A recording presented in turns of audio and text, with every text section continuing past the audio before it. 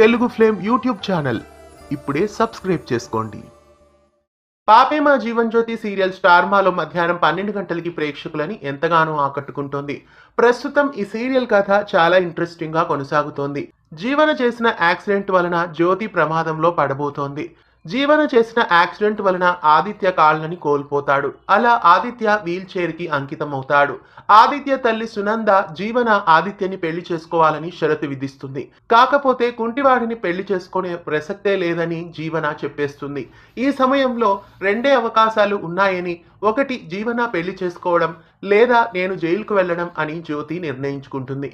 ఆ విషయం తెలుసుకున్న కుట్టి ఎంతో బాధపడుతుంది. తన జ్యోతమ్మ ఎలాంటి శిక్ష అనుభవించకూడదని, తానే జీవనని ఎలాగైనా పెళ్లికి ఒప్పించాలనే నిర్ణయాన్ని తీసుకుంటుంది.